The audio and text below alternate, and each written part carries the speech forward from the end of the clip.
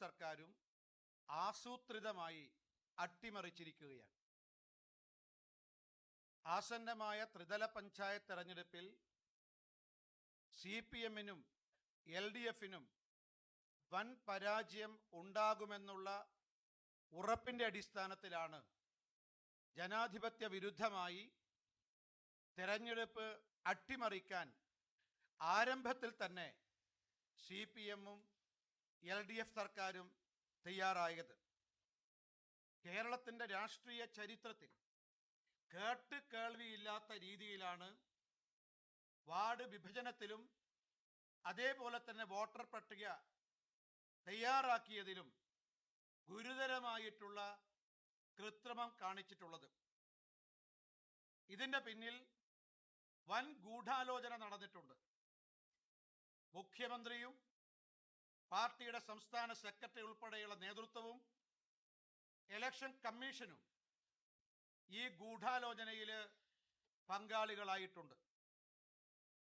CPM ഓഫീസിൽ നിന്ന് നൽകിയ രാഷ്ട്രീയ ഭൂപടത്തിന്റെ അടിസ്ഥാനത്തിലാണ് എല്ലാ തദ്ദേശ സ്വയംഭരണ സ്ഥാപനങ്ങളിലേക്കുമുള്ള വാർഡ് വിഭജനം നടത്തിയിട്ടുള്ളത്. വാർഡ് വിഭജനത്തിന് നേതൃത്വം നൽകിയത് CPM-ന്റെ ജില്ലാ സെക്രട്ടറിമാർ, ഏരിയ സെക്രട്ടറിമാർ, അതേപോലെ ലോക്കൽ സെക്രട്ടറിമാർ, ഇവർ ചേർന്നിട്ടാണ് വാർഡ് വിഭജനത്തിന്റെ രൂപരേഖ തയ്യാറാക്കിയത്. ഇവർ തയ്യാറാക്കിയ രൂപരേഖ ഇലക്ഷൻ കമ്മീഷൻ അംഗീകരിക്കുകയാണ് ഉണ്ടായത്.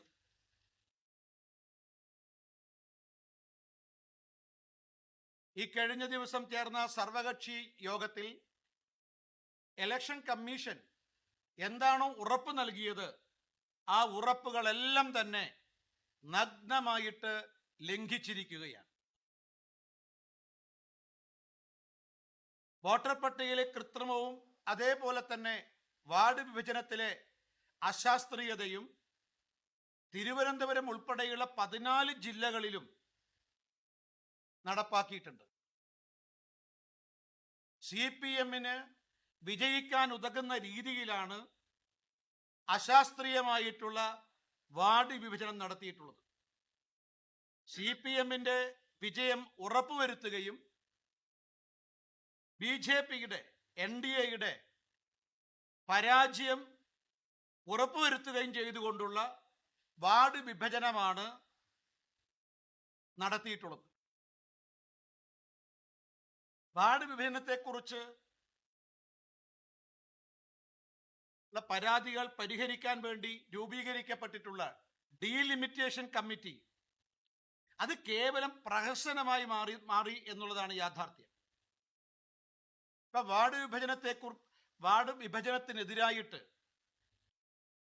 ഏതാണ്ട് ഞങ്ങൾ മനസ്സിലാക്കിയത് ഒരു 5000-ത്തിലധികം പരാതികൾ ഡീലിമിറ്റേഷൻ കമ്മിറ്റിക്ക് മുമ്പിൽ വന്നിട്ടുണ്ട്. നിയമപരമായിട്ട് ഓരോ പരാതിയെക്കുറിച്ചും അന്വേഷിക്കാൻ കമ്മീഷൻ ഉദ്യോഗസ്ഥനെ നിയോഗിക്കണം. ആ ഉദ്യോഗസ്ഥൻ അന്വേഷിക്കണം, റിപ്പോർട്ട് തയ്യാറാക്കണം, അതിനുശേഷം റിപ്പോർട്ട് സമർപ്പിക്കും. ആ സമർപ്പിച്ചതിന്റെ അടിസ്ഥാനത്തിൽ ഓരോ പരാതിക്കും തീർപ്പ് കൽപ്പിക്കണം. അനുകൂലമായാലും പ്രതികൂലമായാലും ആരാണോ പരാതി നൽകിയത് അവർക്ക് ഡീലിമിറ്റേഷൻ കമ്മീഷൻ മറുപടി നൽകണം. എന്നാൽ ഈ സംസ്ഥാനത്തിലുടനീളം ഡീലിമിറ്റേഷൻ കമ്മീഷന് മുമ്പാകെ വന്ന പരാതികളിൽ 10% പരാതികളെക്കുറിച്ച് മാത്രമാണ് അന്വേഷിക്കാൻ ഉദ്യോഗസ്ഥരെ നിയോഗിച്ചത്. ആ 10% പരാതികളിൽ 2% പരാതികൾ റിപ്പോർട്ട് മാത്രമാണ് ഡീലിമിറ്റേഷൻ കമ്മീഷന്റെ മുന്നിലുണ്ടായിരുന്നത്. പരാതികളിൽ കേവലം 1% പോലും പരിഹാരം കണ്ടെത്താൻ കഴിഞ്ഞില്ല. മാത്രമല്ല, പരാതിക്കാർക്ക് ആർക്കും തന്നെ ഒരു മറുപടിയും ഡീലിമിറ്റേഷൻ കമ്മിറ്റി നൽകിയില്ല. കാരണം ഈ പരാതിയെക്കുറിച്ച് ബന്ധപ്പെട്ട ഉദ്യോഗസ്ഥർ അന്വേഷിക്കുക, പരാതിക്കാരുടെ ഭാഗം കേൾക്കുക, എന്നിട്ട് റിപ്പോർട്ട് തയ്യാറാക്കുക, അത് സമർപ്പിക്കുക, അത് തള്ളുകയോ കൊള്ളുകയോ ചെയ്യാം, അതിന് മറുപടി പരാതിക്കാർക്ക് നൽകുക. ജനാധിപത്യപരമായിട്ടുള്ള നിയമാനുസൃതമായിട്ടുള്ള ഇതെല്ലാം തന്നെ ഈ ഡീലിമിറ്റേഷൻ കമ്മിറ്റി നഗ്നമായിട്ട് ലംഘിച്ചു, അട്ടിമറിച്ചു. ഇത് CPM-ന്റെയും സംസ്ഥാന സർക്കാരിന്റെയും നേരിട്ടുള്ള നിയന്ത്രണത്തിലാണ് ഈ കമ്മീഷൻ. CPM-ന്റെയും ഗവൺമെന്റിന്റെയും നിർദ്ദേശത്തിന്റെ അടിസ്ഥാനത്തിലാണ് ഡീലിമിറ്റേഷൻ കമ്മിറ്റി കേവലം നോക്കുകുത്തിയായിട്ട് മാറിയത്. ഞങ്ങൾ തെരഞ്ഞെടുപ്പ് അട്ടിമറിച്ചു എന്നുള്ള, ആരംഭത്തിൽ തന്നെ അട്ടിമറിച്ചു എന്നുള്ളത് ഉള്ള ആരോപണത്തിന് അടിസ്ഥാനപരമായ കാരണം ഇതാണ്. അഡ്രസ് ചെയ്തില്ല, പരാതി പോലും അഡ്രസ് ചെയ്തില്ല. കാരണം പരാതിയെ സംബന്ധിച്ച് അന്വേഷിച്ചാൽ, അതിനുവേണ്ടി ഹിയറിംഗ് നടത്തിയാൽ, മറിച്ചൊരു തീരുമാനം ഈ ഡീലിമിറ്റേഷൻ ഒരിക്കലും പ്രാവർത്തികമാക്കാൻ കഴിയില്ല.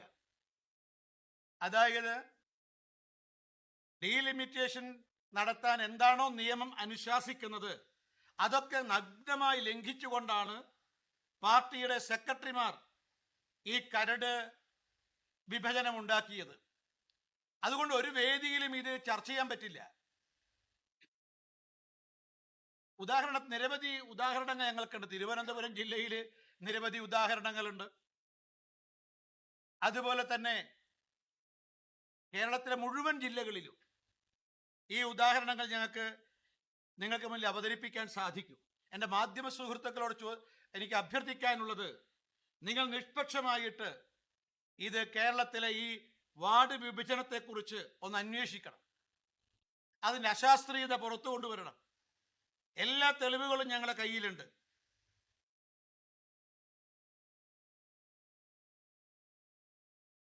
അതായത് ഒരു ഉദാഹരണം മാത്രം ഞാൻ സൂചിപ്പിക്കാം. ഒരു ഗ്രാമപഞ്ചായത്ത്, ആ പഞ്ചായത്തിലെ ആകെ വോട്ട് ഹരിക്കണം ആകെ വാർഡ്. ഇതാണ് ഒരു വാർഡിലെ വോട്ടർമാരുടെ എണ്ണം. അതിന് കുറഞ്ഞ വോട്ടർമാർ, കൂടുതലുള്ള വോട്ടർമാർ, അതും നിശ്ചയിച്ചിട്ടുണ്ട്. ഒരു കുഴപ്പമില്ല. പക്ഷേ ചില വാർഡുകളിൽ 16,000 വോട്ട്, ചില കോർപ്പറേഷൻ വാർഡുകളിൽ 16,000 വോട്ട്, അതേ കോർപ്പറേഷൻ ചില വാർഡുകളിൽ 2,500 വോട്ട്. എങ്ങനെ സംഭവിക്കുന്നു?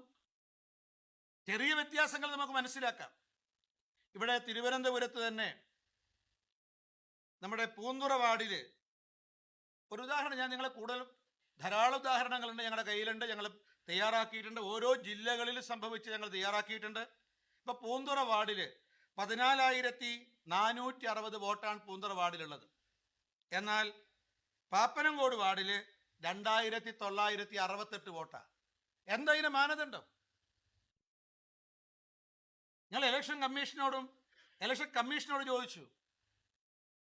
അപ്പോൾ മാർക്സിസ്റ്റ് പാർട്ടിക്ക് വിജയിക്കാൻ പറ്റുന്ന രീതിയിലാണ് വിഭജനം നടത്തിയത്. ഇതിൽ പ്രകൃതിദത്തമായിട്ടുള്ള അതിരുകൾ ഒന്നും തന്നെയില്ല. അതാ ഞാൻ പറഞ്ഞ, കേരളത്തിന്റെ രാഷ്ട്രീയ ചരിത്രത്തിൽ ഇതുപോലുള്ളൊരു തെരഞ്ഞെടുപ്പ് അട്ടിമറി മുൻപൊരിക്കലും ഉണ്ടായിട്ടില്ല. ഇനിയും എത്രയൊക്കെ ഈ തിരുവനന്തപുരം കോർപ്പറേഷനിൽ നിരവധി ഉദാഹരണങ്ങൾ ഇപ്പൊ VV രാജേഷിനും അതുപോലെ JR പത്മകുമാറിനും പറയാൻ സാധിക്കും. അവർ പറയും. ഇതേപോലെ തന്നെ കോഴിക്കോട്, ഞാൻ വേറൊരു കോർപ്പറേഷനാണ് കോഴിക്കോട് കോർപ്പറേഷൻ. കോഴിക്കോട് കോർപ്പറേഷനിൽ BJPയുടെ വാർഡ്, 38-ാം വാർഡ്, പന്നിയങ്കര വാർഡ് BJPയുടെ വാർഡാണ്, ജയിച്ച വാർഡാണ്. പക്ഷെ ഇപ്പൊ വോട്ടർ പട്ടികയിൽ പന്നിയങ്കരയിൽ നിന്നും അകലത്തുള്ള മീൻചന്തയിലെ ഏതാണ്ട് 3/4 വോട്ടർമാരെ BJP വിജയിച്ച വാർഡിലേക്ക് കൊണ്ടുവന്നിരിക്കുകയാണ്. എന്തിനാ? ഈ പന്നിയങ്കര വാർഡ്, മീൻചന്ത വാർഡും BJPയുടെ വാർഡാണ്, പന്നിയങ്കര വാർഡും BJP വിജയിച്ച വാർഡാണ്. ഒരു സ്ഥലത്തേക്ക് പന്നിയങ്കര വാർഡിൽ നിന്ന് BJPയുടെ പരാജയം ഉറപ്പുവരുത്താൻ, അവിടെ CPM-ന് ജയിക്കാൻ, അവിടെ നിലവിലുള്ള 3/4 വോട്ടർമാരെ പന്നിയങ്കര വാർഡിലേക്ക് മാറ്റിയിരിക്കും. എന്ത് ശാസ്ത്രീയതയാണുള്ളത്? ഒരു ശാസ്ത്രീയതയുമില്ല. അപ്പം ഒന്ന് വാർഡ് വിഭജനത്തിലെ അശാസ്ത്രീയത, ഇതേപോലെ തന്നെ വോട്ടർമാരുടെ വോട്ടർ പട്ടികയിൽ അതിലും കൃത്രിമമുണ്ട്.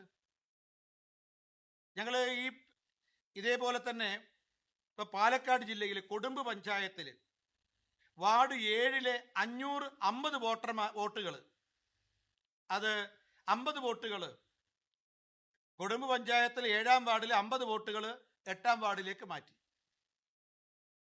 50 വോട്ട് എന്ന് പറഞ്ഞാൽ വാർഡ് 7 താമസിക്കുന്ന 50 ആളുകളെ തൊട്ടടുത്ത വാർഡിലേക്ക് മാറ്റി. എന്നിട്ടോ വാർഡ് 2-ൽ വളരെ അകലത്തിൽ പാലക്കാട് ജില്ലയിലെ കൊടുമ്പ് പഞ്ചായത്തിൽ വളരെ ഈ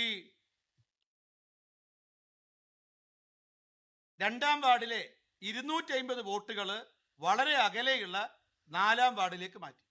ഈ 4-ാം വാർഡും 2-ാം വാർഡും കുടുംബ പഞ്ചായത്തിലെ 4-ാം വാർഡും 2-ാം വാർഡും തമ്മിൽ കിലോമീറ്ററുകൾ അകലമുണ്ട്. എന്നിട്ടാണ് ഈ 2-ാം വാർഡിലെ 250 വോട്ടുകൾ 4-ാം വാർഡിലേക്ക് മാറ്റുന്നത്. വീട് 2-ാം വാർഡിൽ തന്നെ, വോട്ട് 4-ാം വാർഡിൽ. ഞാൻ സൂചിപ്പിച്ചത് ഇത് പാൻ കേരളയാണ്, കേരളത്തിലെ എല്ലാ ജില്ലകളിലും ഉണ്ട് എന്നുള്ളതാണ് ഞാൻ സൂചിപ്പിച്ചത്. പിന്നെ മറ്റൊരു അട്ടിമറി ഞങ്ങൾ ആരോപിക്കുന്നത്, വളരെ ഗുരുതരമായ ഒരു ആരോപണം ഞങ്ങൾ ഉന്നയിക്കുകയാണ്. ഈ കരട് വോട്ടർ പട്ടിക ഔദ്യോഗികമായി പ്രസിദ്ധീകരിക്കുന്നതിന് മുമ്പ് ഈ വോട്ടർ പട്ടിക ചോർന്നിട്ടുണ്ട്. എല്ലാ രാഷ്ട്രീയ പാർട്ടികൾക്കും ഔദ്യോഗികമായിട്ട് കരട് വോട്ടർ പട്ടിക ലഭിക്കുന്നതിന് മുമ്പ് മാർക്സിസ്റ്റ് പാർട്ടിക്ക് ഈ വോട്ടർ പട്ടികയുടെ കോപ്പി കിട്ടിയിട്ടുണ്ട്.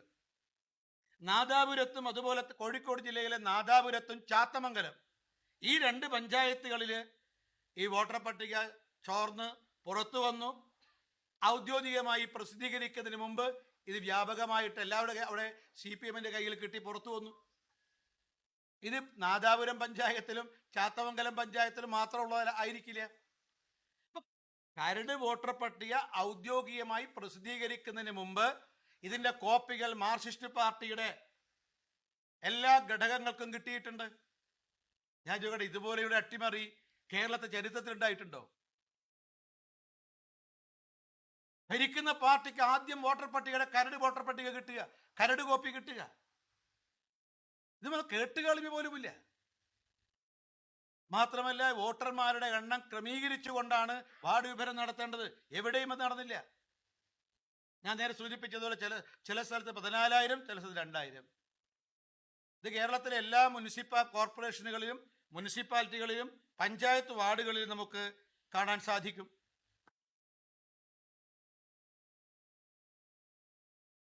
മറ്റൊന്ന്, ഇപ്പൊ കമ്മീഷൻ സർവകക്ഷി യോഗം വിളിച്ച സമയത്ത് BJP-യുടെ ഭാഗത്തു നിന്ന് ഈ കാര്യം നോക്കുന്ന ശ്രീ JR പത്മകുമാർ അദ്ദേഹം പങ്കെടുത്തിരുന്നു.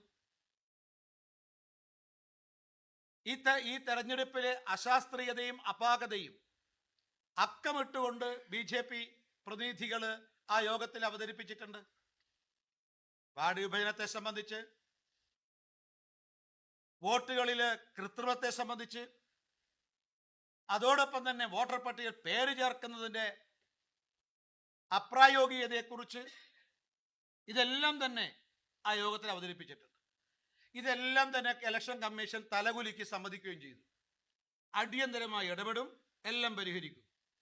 ആ പറഞ്ഞതല്ലാതെ ഇതുവരെ ഒരു ഉറപ്പും പാലിച്ചിട്ടില്ല. ഇലക്ഷൻ കമ്മീഷൻ CPM കമ്മീഷനായിട്ട് അധപ്പതിച്ചിരിക്കുകയാണ്. അതുകൊണ്ടാണ് ഈ ത്രിതല പഞ്ചായത്ത് തെരഞ്ഞെടുപ്പിൽ ആരംഭത്തിൽ തന്നെ അട്ടിമറിക്ക് പിന്നിൽ വൻ ഗൂഢാലോചനയുണ്ട്. ഇതിൽ മുഖ്യമന്ത്രിക്ക് പങ്കുണ്ട്, പാർട്ടി സംസ്ഥാന സെക്രട്ടറിക്ക് പങ്കുണ്ട്, ഇലക്ഷൻ കമ്മീഷന് പങ്കുണ്ട്.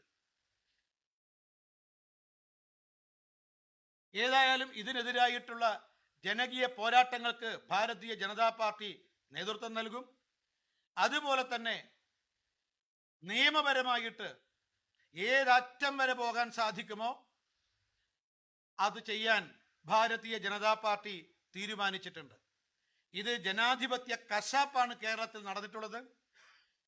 മാർക്സിസ്റ്റ് പാർട്ടി പരാജയപ്പെട്ട ജനാധിപത്യ രീതിയിൽ നിയമപരമായിട്ട് തെരഞ്ഞെടുപ്പ് നടന്നാൽ CPM-ന്റെയും LDF-ന്റെയും പരാജയം ഉറപ്പാണ് എന്ന് ബോധ്യം വന്നപ്പോഴാണ് ഈ അട്ടിമറിക്കവര് നേതൃത്വം നൽകിയിട്ടുള്ളത്. ഇക്കാര്യം ജനങ്ങൾ മനസ്സിലാക്കും എന്ന് നിങ്ങൾ പ്രതീക്ഷിക്കുക. ഒരു ഒരു കാര്യം കൂടി ഞാൻ സൂചിപ്പിക്കാം. നമ്മുടെ ഈ തിരുവനന്തപുരത്ത് ജില്ലയിലെ ഒരു വോട്ടറാ JR പത്മകുമാർ.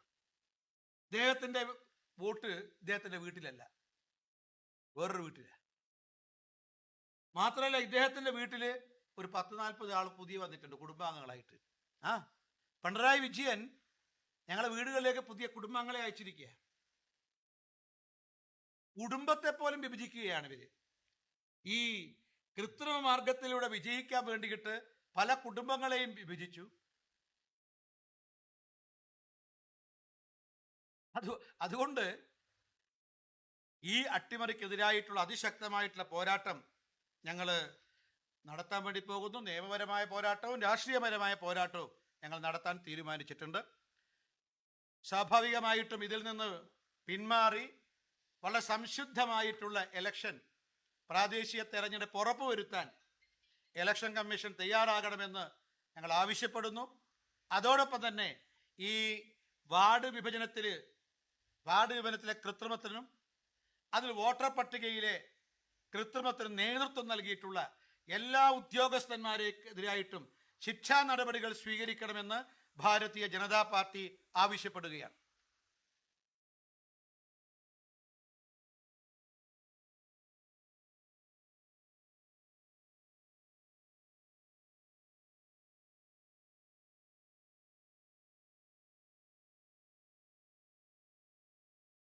ഈ സമയപരിധിക്കുള്ളിൽ ക്രമക്കേടുകൾ പരിഹരിക്കാൻ സാധിക്കില്ല എന്ന് മാത്രമല്ല, വോട്ടർ പട്ടികയിൽ പുതുതായിട്ടുള്ളവരെ പേര് ചേർക്കാൻ സാധിക്കുമോ എന്ന് സംശയം. കാരണം ഇവിടെ വോട്ടർ പട്ടികയിൽ പേരില്ലാത്തവരുടെ പേര് ചേർക്കാൻ അതിനും റെസ്ട്രിക്ഷൻ, നിയന്ത്രണം ഏർപ്പെടുത്തിയിരിക്കുകയാണ് ഇലക്ഷൻ കമ്മീഷൻ. അതായത് ഒരാൾക്ക് 10 ആളെ വോട്ടേ ചേർക്കാൻ സാധിക്കും. ഇപ്പോൾ ഒരു മൊബൈലിലൂടെ 10 വോട്ടേ ചേർക്കാൻ സാധിക്കും. ഈ 10 എന്താ 10 പ്രത്യേകത? അർഹതപ്പെട്ട എല്ലാവരെയും വോട്ടർ പട്ടികയിൽ ചേർക്കുക എന്നുള്ളതിനല്ലേ ഇലക്ഷൻ കമ്മീഷൻ പ്രാധാന്യം കൊടുക്കേണ്ടത്? ഇങ്ങനെ നിയന്ത്രണം ഏർപ്പെടുത്തേണ്ട ആവശ്യം എന്താ? മാത്രമല്ല, ഫിസിക്കൽ ഹിയറിംഗ്, ഈ ഡിജിറ്റൽ യുഗം ഇത്രമാത്രം വികസിച്ചിരിക്കുന്ന സാഹചര്യത്തിൽ ബന്ധപ്പെട്ട രേഖകൾ ഹാജരാക്കുകയല്ലാതെ ഫിസിക്കൽ ഹിയറിംഗിന്റെ ആവശ്യം എന്താ? അതുകൊണ്ട് നിയന്ത്രണങ്ങൾ, വോട്ടർ പട്ടികയിൽ പേര് ചേർക്കാൻ പോലും നിയന്ത്രണങ്ങൾ ഏർപ്പെടുത്തിയിരിക്കുകയാണ്. അതാ വലിയൊരു ഗൂഢാലോചന എന്ന് പറയുന്നത്. വോട്ടർ പട്ടികയിൽ പേര് ചേർക്കുന്ന നിയന്ത്രണം, വാർഡ് വിഭജനത്തിൽ കൃത്രിമം, വോട്ടർ പട്ടിക തയ്യാറാക്കിയൽ കൃത്രിമം, ഒരു ആസൂത്രിതമായ അട്ടിമറിയാണ് കേരളത്തിൽ നടന്നിട്ടുള്ളത്.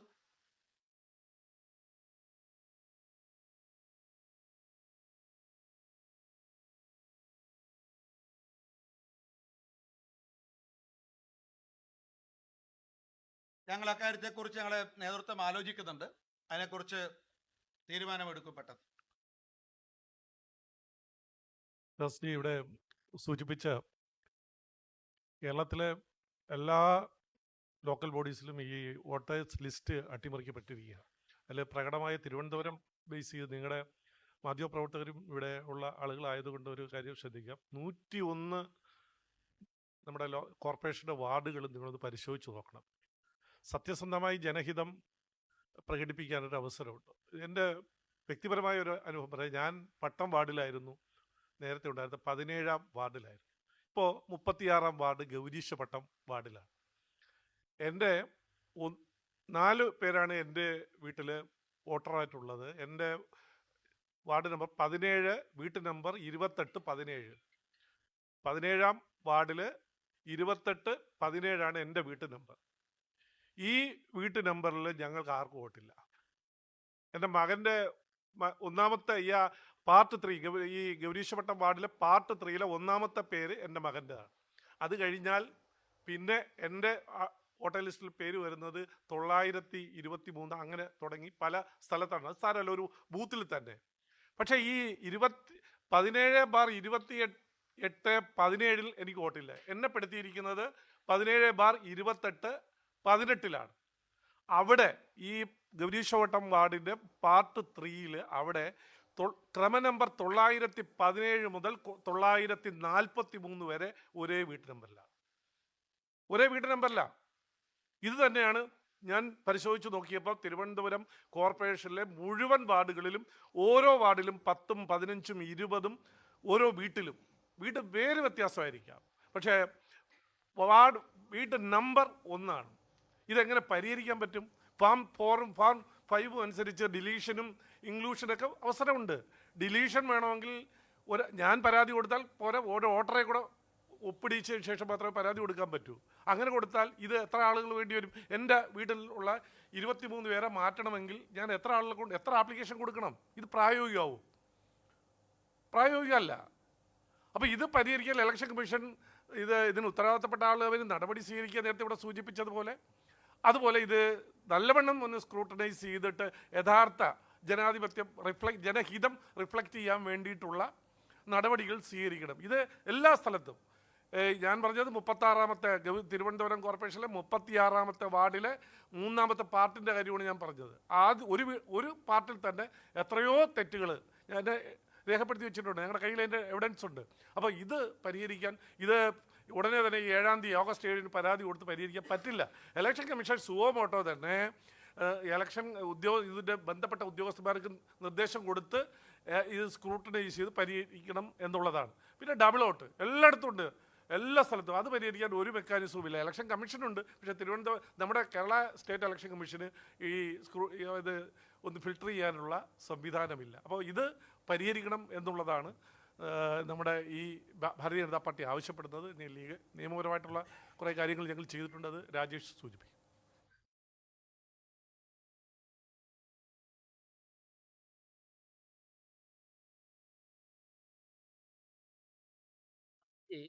കേരള ഒരു പിക്ചർ തന്നു.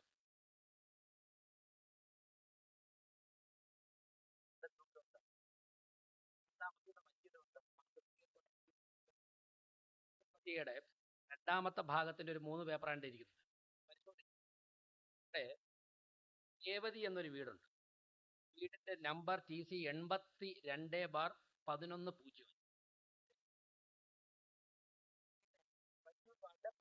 2. അവിടെ രേവതി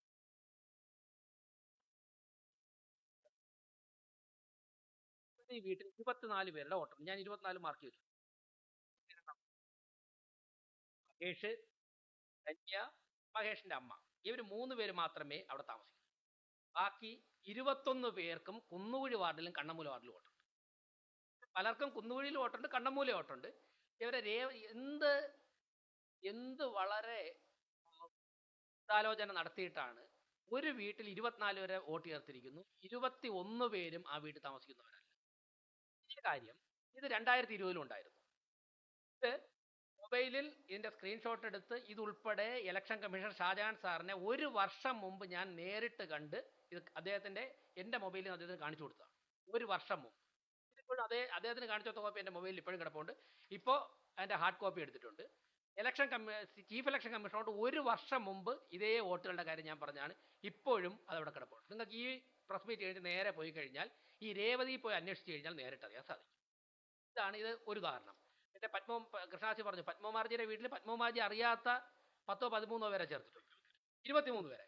JR പത്മകുമാർജിക്ക് അറിയില്ല ഇവരാരാണെന്ന്, പക്ഷെ അദ്ദേഹത്തിന്റെ TC നമ്പറിലാണ് ചേർത്തിരിക്കുന്നത്. വീട്ടുപേരിൽ ഒരു അക്ഷരം ചെറിയ വ്യത്യാസം വെച്ചിട്ടുണ്ട്. ഇപ്പൊ രേവതി എന്നാണെങ്കിൽ രേവതി ഭവൻ എന്നാക്കും. രാഷ്ട്രീയമായിട്ട് പറയേണ്ടത്, ഇപ്പോൾ കൃഷ്ണാജി കേരളത്തിലെ പല ഉദാഹരണങ്ങൾ പറഞ്ഞു. മാർക്സിസ്റ്റ് പാർട്ടി എന്തുമാത്രം ജനങ്ങളിൽ നിന്നും വെറുക്കപ്പെട്ടു എന്ന് അവർക്ക് തന്നെ ബോധ്യം വരുന്നതിന്റെ ഉത്തമ ഉദാഹരണമാണ് ജയിക്കാൻ വേണ്ടി ഈ വളഞ്ഞ വഴി സ്വീകരിക്കുക എന്നുള്ളത്. പക്ഷെ ഞങ്ങൾക്ക് നല്ല ആത്മവിശ്വാസത്തിലാണ്. ജനങ്ങൾ ഇതൊക്കെ കാണുന്നുണ്ട്. തീർച്ചയായിട്ടും നല്ല ആത്മവിശ്വാസത്തിലാണ് ഞങ്ങൾ.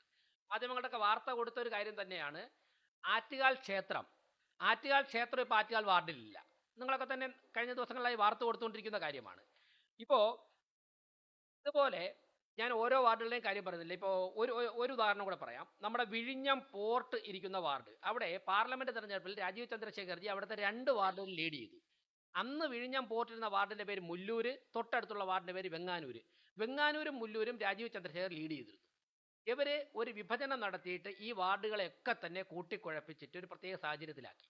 എന്നിട്ട് ഇന്നലെ അവിടുത്തെ വാർഡിലെ ആൾക്കാരുമായിട്ട് ഇരുന്നപ്പോൾ വെങ്ങാനൂർ വാർഡിലുള്ളത് 4 ബൂത്തും 4400 വോട്ടും.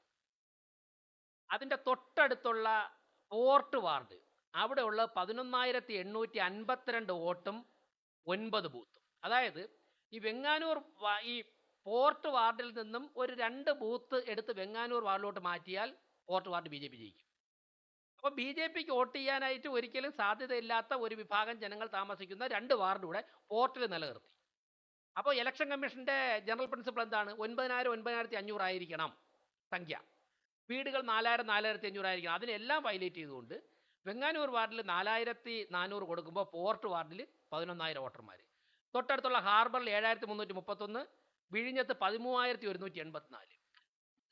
ഏത് മാനദണ്ഡത്തിന്റെ അടിസ്ഥാനത്തിൽ? അതോടൊപ്പം തന്നെ ആറ്റുകാൽ വാർഡിൽ പുത്തൻകോട്ട ശ്മശാനത്തിന്റെ ഭാഗത്ത് പൂന്തുറ ഭീമാപള്ളി ഭാഗത്ത് താമസിക്കുന്ന ആൾക്കാരെ പുത്തൻകോട്ട ഭാഗത്ത് കൊണ്ട് ചേർത്തിട്ട് ഒരു ബൂത്തിൽ 30 മുതൽ 50 വരെ, അങ്ങനെ 8 ബൂത്താകുമ്പോൾ 400 വോട്ടുകൾ ആറ്റുകാൽ വാർഡിൽ പൂന്തുറ ഭീമാപള്ളി ഭാഗത്തു നിന്നുള്ള വോട്ടർമാരെ കൊണ്ടുവന്ന് സ്കാറ്റർ ചെയ്ത് CPM നേതാക്കന്മാരെ വീട്ടിൽ ചേർത്തിരിക്കുക. അപ്പോൾ ഇതിലിപ്പോ എനിക്ക് തോന്നുന്നു ഇത്രത്തോളം നോക്കുകുത്തിയായ ഒരു തെരഞ്ഞെടുപ്പ് കമ്മീഷൻ, മാർക്സിസ്റ്റ് പാർട്ടിയുടെ മുമ്പിൽ ഇത്രത്തോളം നോക്കുകുത്തിയായ ഒരു തെരഞ്ഞെടുപ്പ് കമ്മീഷൻ കേരളത്തിന്റെ ചരിത്രത്തിലുണ്ടായിട്ടില്ല. ഇപ്പോൾ ഒരു സംശയം തോന്നുന്ന ഗോവിന്ദൻ മാഷാണോ ഇലക്ഷൻ കമ്മീഷണർ, ഷാജാൻ സാറാണോ ഇലക്ഷൻ കമ്മീഷണർ എന്നൊരു സംശയം തോന്നുന്ന ഒരു സാഹചര്യത്തിലാണുള്ളത്. മറ്റുള്ള ഒരു രാഷ്ട്രീയ പാർട്ടിയും ഈ വോട്ടർ പട്ടിക വെച്ചുകൊണ്ട് മത്സരിക്കേണ്ട എന്നുള്ള സന്ദേശമാണ് പരോക്ഷമായിട്ട് ഇവർ നൽകുന്നത്. നേരത്തെ ദാസേട്ടൻ പറഞ്ഞതുപോലെ ഇപ്പോൾ പഞ്ചായത്തിലെ വോട്ടർ പട്ടിക തീരുമാനിക്കുന്ന അവിടുത്തെ LC സെക്രട്ടറിയാണ്. മുനിസിപ്പാലിറ്റി കുറച്ചുകൂടെ വലിയ ഏരിയ ആയതുകൊണ്ട് ഏരിയ സെക്രട്ടറിയും, കോർപ്പറേഷനുകളിൽ CPMന്റെ ജില്ലാ സെക്രട്ടറിമാരും തീരുമാനിക്കുന്ന വോട്ടർ പട്ടികയും വാർഡ് വിഭജനമാണ് നടന്നിരിക്കുന്നത്.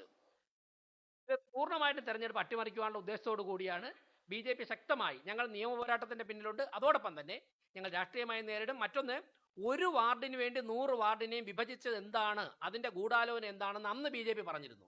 അതിപ്പോൾ ബോധ്യപ്പെട്ടിരിക്കുകയാണ്. ഓക്കെ, വേറെ എന്തെങ്കിലും?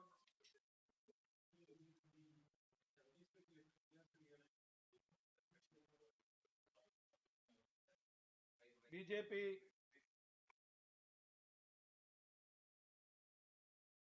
ഇതിനെ സംബന്ധിച്ച് BJPയുടെ സംസ്ഥാന അധ്യക്ഷൻ ശ്രീ രാജീവ് ചന്ദ്രശേഖർ BJPയുടെ നിലപാട് വ്യക്തമാക്കിയിട്ടുണ്ട്.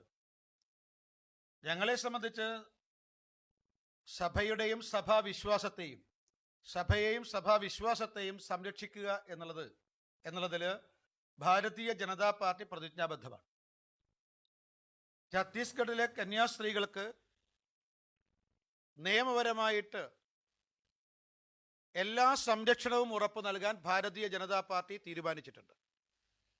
അതിൻ്റെ അടിസ്ഥാനത്തിൽ BJPയുടെ സംസ്ഥാന ജനറൽ സെക്രട്ടറിമാരിൽ ഒരാളായ ശ്രീ അനൂപ് ആന്റണി നാളെ കാലത്ത് ഛത്തീസ്ഗഡിൽ എത്തും. സംസ്ഥാന സർക്കാരുമായി ഇക്കാര്യത്തെക്കുറിച്ച് സംസാരിക്കും. അറസ്റ്റിലായിട്ടുള്ള കന്യാസ്ത്രീകൾക്ക് എന്താണോ നിയമപരമായ സംരക്ഷണം ആവശ്യമായിട്ടുള്ളത് അത് ഞങ്ങൾ ഉറപ്പു നൽകും. ഇക്കാര്യം BJPയുടെ സംസ്ഥാന അധ്യക്ഷൻ ശ്രീ രാജീവ് ചന്ദ്രശേഖർ സഭാ നേതൃത്വത്തെയും അതേപോലെ തന്നെ കന്യാസ്ത്രീകളുടെ കുടുംബാംഗങ്ങളെയും അറിയിച്ചിട്ടുണ്ട്. ഇത് പാലിക്കാൻ BJP പ്രതിജ്ഞാബദ്ധമാണ്.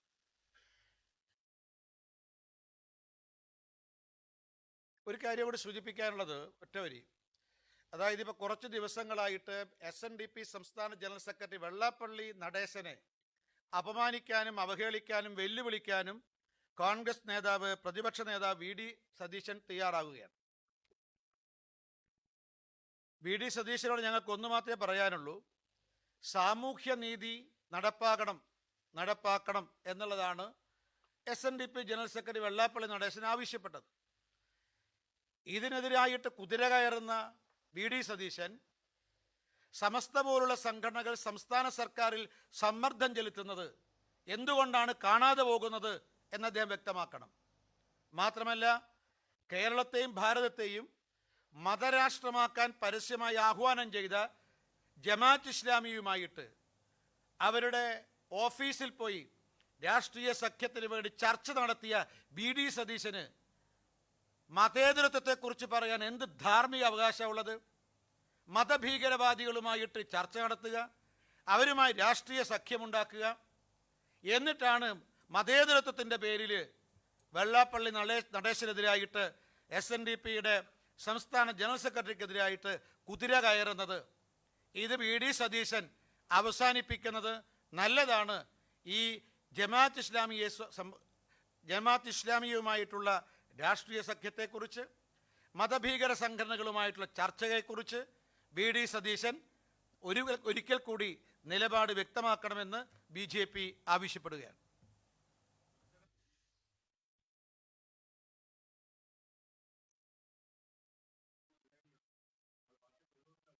അത് ഞാൻ സൂചിപ്പിച്ചല്ലോ, ഈ കാര്യത്തിൽ ഭാരതീയ ജനതാ പാർട്ടി സഭയോടൊപ്പമാണ്, സഭയുടെ വിശ്വാസത്തോടൊപ്പമാണ്.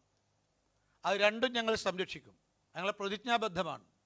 അതിനു വേണ്ടിയിട്ടാണ് ഛത്തീസ്ഗഡിൽ അറസ്റ്റ് ചെയ്യപ്പെട്ട കന്യാസ്ത്രീകൾക്ക് നിയമപരമായ സംരക്ഷണം ഉറപ്പുവരുത്താനാണ് BJPയുടെ സംസ്ഥാന ജനറൽ സെക്രട്ടറി അനൂപ് ആന്റണിയുടെ നേതൃത്വത്തിലുള്ള സംഘത്തെ ഛത്തീസ്ഗഡിലേക്ക് BJPയുടെ സംസ്ഥാന അധ്യക്ഷൻ ശ്രീ രാജീവ് ചന്ദ്രശേഖർ അയച്ചിട്ടുള്ളത്. നാളെ രാവിലെ തന്നെ ശ്രീ അനൂപ് ആന്റണിയും സംഘവും ഛത്തീസ്ഗഡിലെത്തും. ആവശ്യമായിട്ടുള്ള സഹായ സഹകരണങ്ങൾ നൽകും. ഞങ്ങളെ സംബന്ധിച്ച് സഭയോടുള്ള, സഭാവിശ്വാസത്തോട് ഉള്ള ഞങ്ങളുടെ കാഴ്ചപ്പാട് വളരെ വ്യക്തമാണ്. ഞങ്ങൾ ഒരു പിതാക്കന്മാരെയും ഈ നീചന്മാരെന്നോ നികൃഷ്ടന്മാരെന്നോ എന്ന് പറഞ്ഞിട്ടില്ല. ഞങ്ങളുടെ സമീപനം അതല്ല.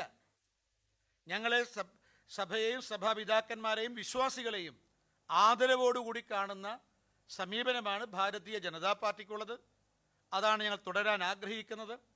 ഏതായാലും നികൃഷ്ടന്മാരായിട്ട് ഈ വിഭാഗത്തെ കാണുന്ന നിലപാട് മാർക്സിസ്റ്റ് പാർട്ടിക്കുള്ളതാണ്.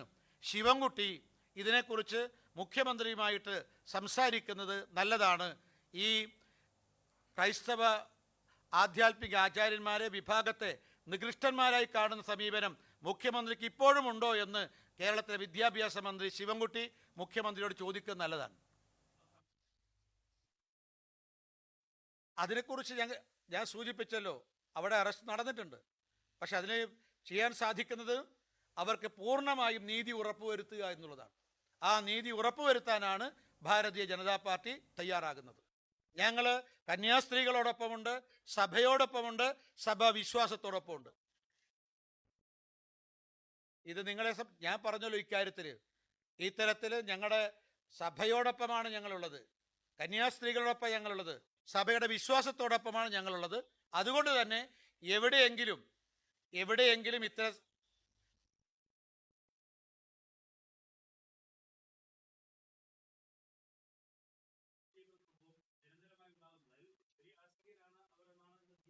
അല്ല, ഇവിടുത്തെ നമ്മുടെ കേരളത്തിൽ നമ്മുടെ ഈ CPM-നെതിരെ നാർക്കോട്ടിക് ജിഹാദ് എന്ന യാഥാർത്ഥ്യം തുറന്നു പറഞ്ഞതിൻ്റെ പേരിൽ ഇവിടെ പല പിതാവിനെതിരായിട്ട് കേസെടുത്ത ഒരു സംസ്ഥാനമായി കേരളം. CPM ആണ് ഇത് പറയുന്നത്. ഞങ്ങളെ സംബന്ധിച്ച് ഞങ്ങളുടെ നിലപാട് വ്യക്തമാണ്. ഞങ്ങൾ ഭരിക്കുന്ന ഇന്ത്യയിൽ ബഹുഭൂരിപക്ഷ സംസ്ഥാനങ്ങളും BJP ആണ് ഭരിക്കുന്നത്. ഈ എല്ലാ സംസ്ഥാനങ്ങളിലും ക്രൈസ്തവ വിശ്വാസികളുണ്ട്, ചർച്ചുകളുണ്ട്, ആരാധനാലയങ്ങളുണ്ട്. അവിടെയൊന്നും സംഭവിക്കുന്നില്ല. ഇനി എവിടെയെങ്കിലും നടന്നാൽ അതിനോട് ഞങ്ങളുടെ നിലപാടിതാണ്. ഓക്കെ.